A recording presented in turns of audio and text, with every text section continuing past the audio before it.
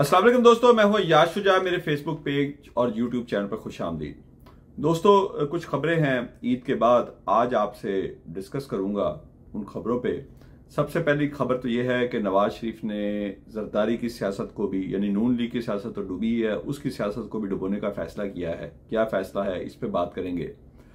दूसरी बड़ी खबर यह है कि इमरान खान के केसेस के ऊपर अदलिया पर अभी भी इस्टेब्लिशमेंट का जो दबाव है वो बरकरार है। वो किस तरह, उस पर बात करेंगे।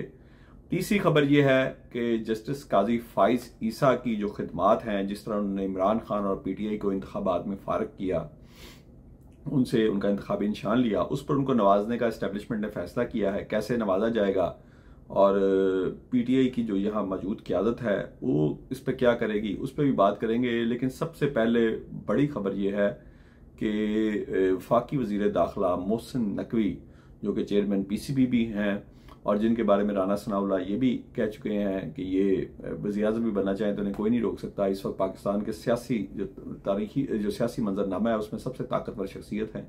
उन्होंने अब से कुछ देर पहले एक प्रेस कॉन्फ्रेंस में दावा किया है कि सिर्फ लेस्को यानी कि लाहौर की जो इलेक्ट्रिक सप्लाई कंपनी है उसमें 83 करोड़ से जायद यूनिट जो है उसकी ओवर बिलिंग की गई है। और ये उन्होंने कहा कि जो पीछे इन्होंने एक्सीडेंट गिरफ्तार किया उसकी यानी कि उसका गुनाह ये था कि वो जो 300 यूनिट इस्तेमाल करने वाले गरीब सार्फिन थे उनके ऊपर भी ओवर बिलिंग कर रहा था। तो सवाल ये पैदा होता है कि नकवी साहब ने सिर्फ प्रेस कॉन्फ्रेंस करनी है या इसको रोकना भी है, या सिर्फ प्रेस कॉन्फ्रेंस करके मीडिया के सामने वाह वाह करवानी है, ये तो अब वक्त बताएगा। दूसरा, उन्होंने एक और बड़ा कमाल फिक्रा कहा कि सियासी बुनियादों पर किसी के घर पर छापा नहीं, पुलिस को मारना चाहिए। तो मैं शशदर रह गया कि क़यामत शायद आने वाली है कि नकवी साहब का 1 साल से ज़ायद जो तवील पाकिस्तान की तारीख में पहली बार इतना तवील निगरान दौरे हुकूमत था, उसमें कौन सा सियासी कारकुन था जिसके घर पीटीआई के छापा नहीं पड़ा।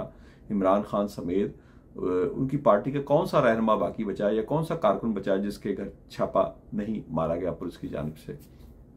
खैर, ये बातें तो होती रहेंगी, लेकिन आते हैं अब अपनी जो खबरें हैं उस पर कि काजी फाइज ईसा को इस्टेब्लिशमेंट जो है उनकी तमाम खिदमात के सिलसिले में एक्सटेंशन देना चाहती है। और उस हवाले से अब से कुछ देर पहले रऊफ हसन, जो कि मरकजी सेक्रेटरी इत्तलात हैं पीटीआई के, उन्होंने एक प्रेस कॉन्फ्रेंस भी की कि जी पार्लियामेंट के जरिए इस सिलसिले में बिल लाया जा रहा है और हम इसको हर कीमत पर रोकेंगे। पहली बात तो यह है कि पीटीआई की मौजूदा क़यादत से मुझे कोई उम्मीद नहीं है कि वो इस मामले में किसी किस्म का भी एहतजाज, ये सिर्फ ज़ुबानी जमा खर्च होगा, ज़ुबानी एहतजाज होगा, क्योंकि हामिद खान जो बड़े स्टालवार्ट हैं पीटीआई के, वकला तहरीक के, वकला रहनुमाओं के बहुत बड़े रहनुमा हैं, उनकी तरफ से अभी तक कोई बयान नहीं आया। और वो काजी फाइज ईसा से अपनी जो उनके अच्छे तल्लुकात हैं उसको भी कायम रखे हुए हैं और पीटीआई के साथ भी हैं, यानी कि वो यजीद के साथ भी खड़े हैं और सैयदना इमाम हुसैन के कैंप में भी, यानी वो हुसैनियत के साथ भी हैं, यजीदियत के साथ भी हैं। तो मुझे उनकी इस बात पर बिल्कुल यकीन नहीं है कि पीटीआई इस हिस्से में कोई एहतजाज करेगी या इसको रोक पाएगी।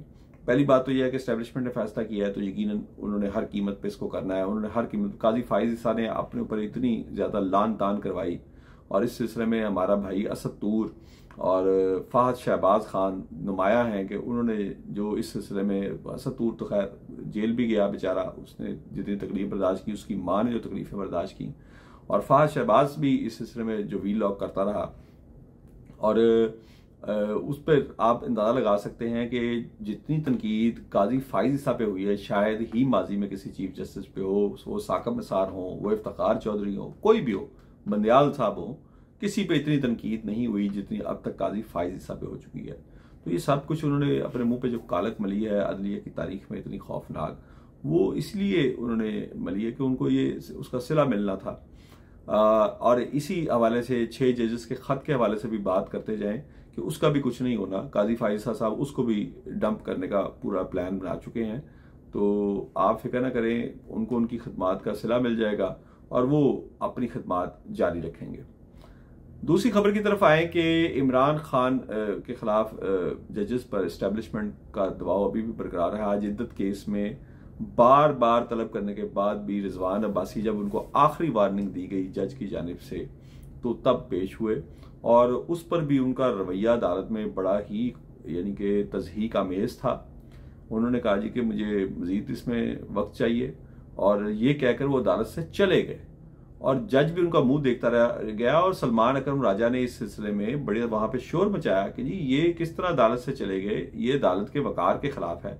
लेकिन जज साहब को चूंकि ऊपर से अहकामात थे, उन्होंने 24 अप्रैल तक इस केस की डेट दे दी है कि आइंदा तारीख इसकी 24 अप्रैल तक है। उसमें फिर शायद रिजवान अब्बासी साहब पेश नहीं होंगे और इस केस को जितना लंबा वो खींच सकते हैं खींचने की कोशिश की जाएगी। और इस तरह ही बाकी केसेस भी जो है इमरान खान के खिलाफ हैं, उनका भी यही अंजाम होना है कि कोशिश की जाएगी कि उनको लंबा से लंबा खींचा जाए ताकि इमरान खान को किसी तरीके से ब्रेक किया जा सके, उनके असाब को तोड़ा जा सके। और इसमें बुशरा बीबी के केसेस भी शामिल हैं कि शायद इस तरह ही इमरान खान डील करने पर आमादा हो जाए। आखिरी खबर कि नवाज शरीफ ने एक बड़ी स्मार्ट मूव खेली है कि वो चाहते हैं कि नून लीग की तो सियासत का बेड़ा गर्क हुआ पंजाब में, वो चाहते हैं कि पीपल्स पार्टी की सियासत का भी सिंध में बेड़ा गर्क हो। इस हवाले से उन्होंने नून लीग की क़यादत को हुक्म दिया है कि वो पीपल्स पार्टी से रब्ता करें, उन्हें वफाकी काबीना में शमूलियत की दावत दें और हर मुमकिन कोशिश करें कि वो वफाकी काबीना में शामिल हों।